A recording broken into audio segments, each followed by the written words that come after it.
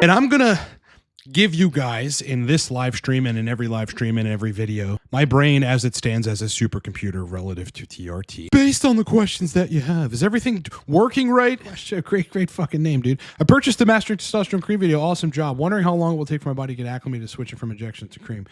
Probably about a month. I mean, in all honesty, once you even get to steady state, you have to give time for your body to adjust. Like whether it's cream or it's cypionate, the way that you feel, even once you reach steady state versus how you'll feel 3 weeks later is different. I've seen these weird cases where, when somebody is officially at steady state, libido erections will be good for a week, and then for 3 or 4 days, things start to regress, and they start thinking, "Oh shit, I've gone past my window. Maybe estrogen's too high, DHT's too high, too low, something else is happening," and then they just did nothing, and then it came back in the window, right, and things resolved. So, at least a month. At least a month. The beautiful thing about testosterone cream is that at that point, after you've been at pretty much steady state for 30 days, you can then make changes, and relatively quickly thereafter, 2 weeks, 3 weeks, you'll be able to realize if those changes are good, and in some cases, much sooner. Okay. Dale, when switching from injections to cream, I don't like that low T feeling. Yeah, this is why you should front load. And after about 4 to 5 days, and I always know switch back to injections. Yeah, you should front load. That's what you should do. That's precisely what I did. I moved from a dialed in transcranial cream protocol to testosterone cypionate and dialed that in about 2.5, 3 weeks because I front loaded 170 milligrams at once. If you go to steroidplotter.com and you try to determine what the front load dose is, and I've done a descriptive instructional video on how to front load testosterone to get to steady state faster. There's still going to be some receptor dynamics and sexual hormone binding globulin and otherwise free hormone dynamics that take some time to adjust to your new protocol, but you can dial in a hell of a lot faster. So I didn't go through that. Switching from cream to cypionate, it's like one day I was dosing cream. The very next day I injected 170 milligrams of cypionate. And then also that day I started my protocol of 50 milligrams every other day.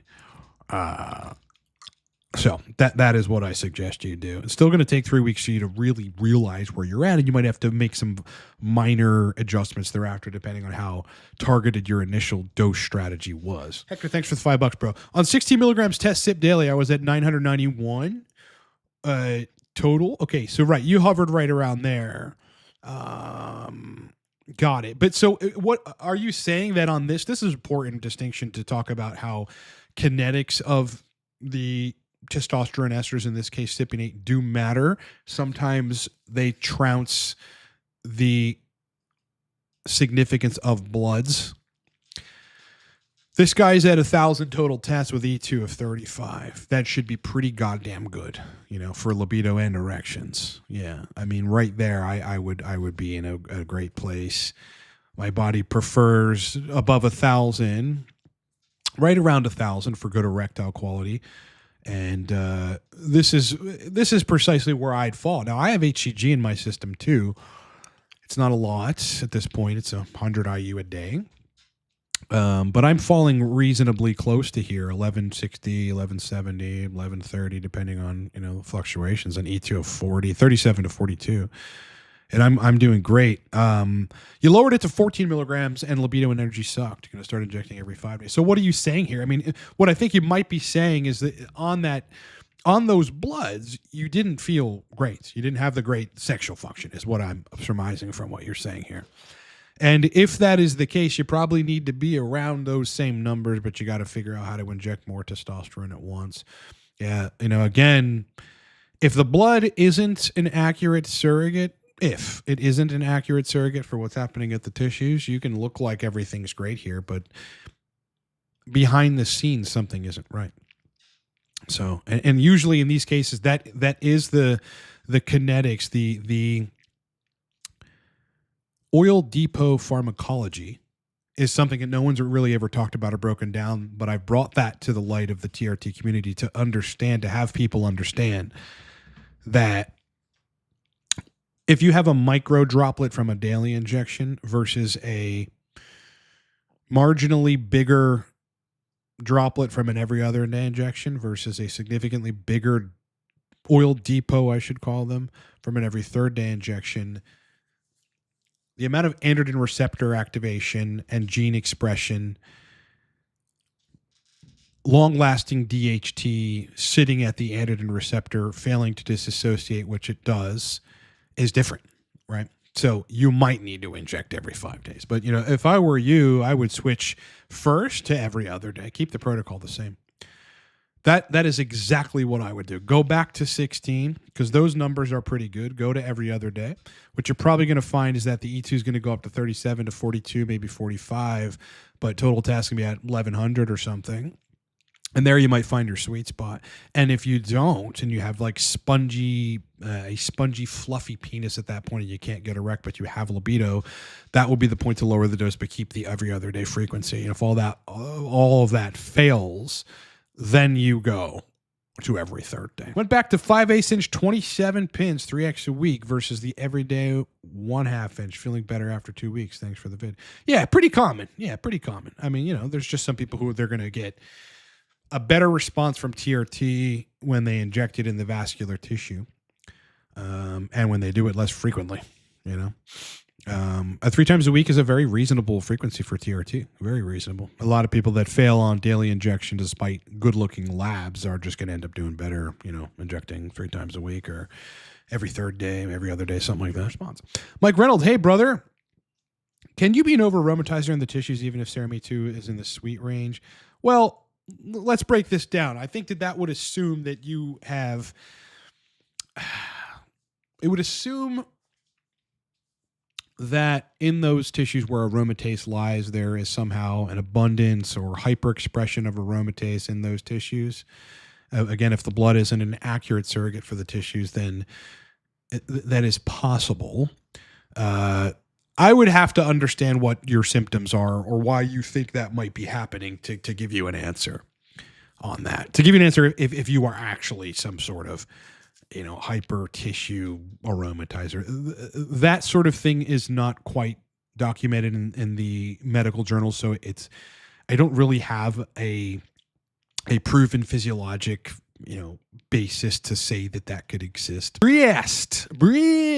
He's a hostile human, so ignorant or rude to people in comments. Do you mean Dr. Keith Nichols? I think the thing about Doc is he's very misunderstood. I happen to think he's actually a very sweet, very nice man. You know, I have a good way of judging people, or I think I have a good compass for if people are good people or bad people. And I think it's like genuinely a fucking good person. I bet he's just a great person to his wife. I don't know if he has kids or whatever. So I think that people like that, however, can still be misunderstood and it can still make them fucking upset. You know, so this is where we have to, you know, whether it's Keith Nichols or anybody that I might not agree with on one topic or the other, if they're in the comment section, we have to have humanity with them and understand that they have a path that has led them to the conclusion that they have come to. So you have to respect that path. Everybody operates the best they can with the information they have and the path that is their life, you know. So I get that he might be upset or whatever. And, you know, that happens to people, especially when in his position, he's got a point to make and he thinks people should listen to him and people aren't. A lot of people are. I'm sure there's many people who subscribe to, you know, Doc's theories on shit and try to employ it. And I'm sure some of them have success. But we've just got to remember that the conclusions people have come to, they didn't just make it up. You know, they've come to those conclusions through a series of experience, in Doc's case, clinical experiences, usually a lot of research. And, you know, if someone is really convicted has a lot of conviction on one topic or the other, they're usually going to be, you know, somewhat emotionally volatile if they're getting either a negative response to that, like it's just you're protective of your stance. So we just have to remember that. Most of us know that HCG improves the sexual system when used correctly. Do you have any clients who prefer running higher tests while sacrificing the sensitivity that comes with HCG? Prefer it? Do I have any clients that prefer that? No, no. I have seen these cases where people think, all right, HCG just makes me aromatize too much, and I get side effects from it as well. So I'm going to remove it and see what happens. And then, sure enough, they don't aromatize as much. You know, their erections start coming back and working again. But then eventually, after a 3 to 4 week period, they end up in a state where it's the functionality of testicles cannot be dismissed as the cause of this, or a lack of functionality of testicles. However, with less HCG, you're just going to have less estrogen, and in an androgen dominant state with too little estrogen, you're going to have sexual dysfunction too. So a lot of these people that kill HCG reach a window where they're amazing, and they go, "That's it. I fucking told you I don't need to use HCG."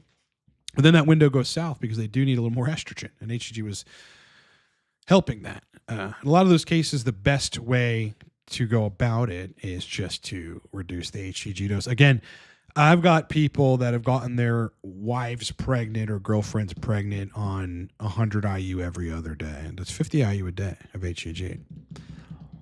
You know, you can have about 70 to 90% testicular functionality with 62.5 IU of HCG a day.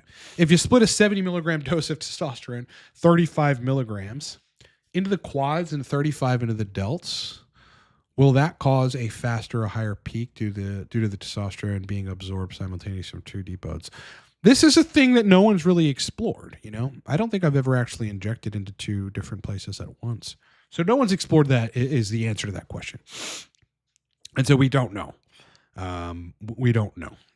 You know, I don't think anybody really knows that. I think that one thing is for sure, maybe because intramuscular injection sites are not equal. Okay. The upper glute is not equal to the delt, not equal to the ventral glute, not equal to the vastus lateralis, specifically in terms of vascularity. So, yes, you might get more absorption from one side or the other, or I should say faster absorption. And that will probably change the effect. Yeah. But to the extent that, like, we know if it will cause a faster or higher peak, I don't think anyone can conclude that by injecting in two different places at once based on what we know about the vascularity of those tissues. It would be wise to study the vascularity of each tissue. See, like I've done that, and what I have concluded is that the vastus lateralis in your thigh is one of the best, or perhaps the best, for efficient uptake of testosterone. I've seen these really strange cases where people will inject the same amount of testosterone in other areas of their body, and then when they inject in their vastus lateralis, they get a different effect. How can you explain that, right? By the vascularity in that tissue. That's all. That to me is really clear. How can SHBG levels influence TRT dose, ester choice, and injection frequency? Well, generally there seem to be SHBG sensitive people where if it is exceptionally low, like below 10, then their free hormones increase so much that they can't actually reach a homeostatic balance in sexual function or otherwise, because they've got too much free test and they've got too much free estrogen, and fucking too much free DHT. This matters, you know. Usually it's people think of it as being good to have more free hormones, but that is a very linear way of thinking, which doesn't account for the consequences of excessive free hormones, of which there are many. So I think that you want to try, like, even though I see guys at 10 SHBG and they're fine, what I generally think is that you want to have it around 20. You want to have it around 20. Yeah, you want to have it around 20. Anything that's very fast acting, like prop or cream, and that's DHT centric, like cream, is going to lower SHBG further than if you were on something slow acting like Cypionate. Do you find that when trying to use androgen pulsing in a protocol, that using boluses of prop is less effective than long ester boluses? No, I just think that Cypionate is more predictable for me because I have the most experience with that. I mean, over the last 3 years since I started talking about prop, I have more experience dealing with prop than I think a lot of other people, coaches specifically. But It can also be a little difficult to dial in because the responses to test prop are volatile and extreme, in most cases. Whereas the change that is happening in your body, even with a bolus of testosterone cypionate, happens less quickly. So it is therefore easier to monitor and determine what might be going on, and you're less likely to overshoot crazily or be in a place where you can't fix something you might have done wrong.